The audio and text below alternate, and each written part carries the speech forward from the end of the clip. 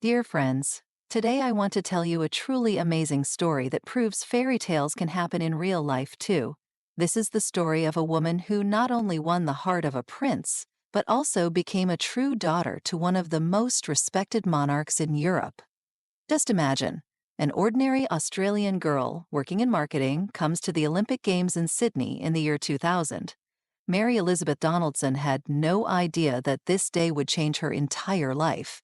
In the crowd of guests, she meets a charming young man, and only when her friend whispers in her ear who he is, Mary realizes, standing before her, is the Crown Prince of Denmark, Frederik. But you know what is the most surprising part? This news did not faze her at all, and Prince Frederik suddenly realized she is the one. That was the beginning of a real fairy tale, long months of letters across the ocean, romantic meetings, and finally, in the year 2002, Mary makes a life-changing decision. She moves to Copenhagen. Moving to a foreign country for love is already a brave step. But Mary went even further. She started learning the Danish language, converted to Lutheranism, and completely immersed herself in a new culture. And this is where something truly magical happened. Queen Margrethe II, who could have reacted to her son's choice with reserve, instead welcomed Mary with open arms from the very first day. Just imagine, September of the year 2003, an official meeting of the Council of State. Queen Margrethe II personally gives her consent to her son's marriage. This is not just a formality. It is a public approval of the Crown Prince's choice, a clear signal that the Australian woman has been accepted into the very heart of the Danish royal family. And what a wedding it was in May of the year 2004. Copenhagen Cathedral, a luxurious banquet at Fredensborg Palace, and most importantly, Queen Margrethe's speech, which moved everyone to tears. First, she spoke in Danish, welcoming Mary as her new daughter, and emphasizing that not only she, but the entire nation supported this union. Then she switched to English to address the bride's father and assure him that his daughter, even so far from her native Australia, would never be without love and support. She has great inner strength, and she radiates a calm warmth that inspires confidence, said the Queen about her new daughter-in-law. And how right she was. Years later, Margrethe admitted in a documentary film what she remembered most about her son's wedding day. Mary was not afraid. I was so proud of her. Years passed, and the bond between mother-in-law and daughter-in-law only grew stronger.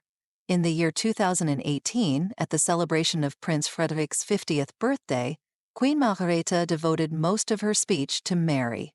She openly admitted that being a crown prince is not easy for a young man and said, "When you met Mary, a new era of your life began," highlighting how much her daughter-in-law had changed her son for the better.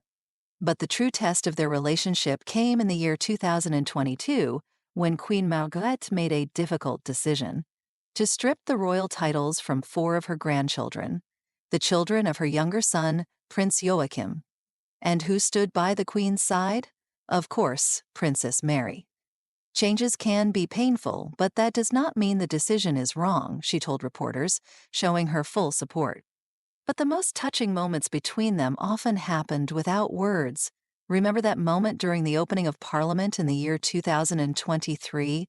Queen Margrethe tried to kiss Mary on the cheek, but a wide-brimmed hat got in the way, so the wise mother-in-law kissed her own hand and gently placed it on Mary's cheek. They both laughed so warmly and sincerely. It was a moment of true closeness when all protocol fades and only love remains. And what support Queen Margrethe gave Mary in her creative pursuits. The Queen is known for her love of découpage and even designed costumes for films. And who is always by her side at premieres and theater shows? Mary, who proudly applauds her mother-in-law's talents and supports her in every artistic project. Queen Margrethe did not forget about material signs of affection either. Jewelry is the language of royal families, and Margrethe spoke that language fluently. A gold bracelet with pearls that belonged to her own mother as an engagement gift, a diamond tiara for the wedding, the Connaught sapphire brooch at the birth of the first grandchild. Each gift was a symbol of acceptance and love. And in the year 2022, Mary received one of Margrethe's favorite sets, a brooch and earrings with diamonds and turquoise, given just because, with no special occasion.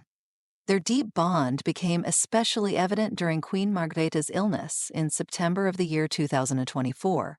After a fall, the Queen was hospitalized, and Frederik was abroad at the time. Who took over the regent's duties? Mary, who ruled Denmark for 3 days without hesitation. And after the Queen's discharge, it was Mary who regularly visited her and updated the press. I have had the chance to visit her several times.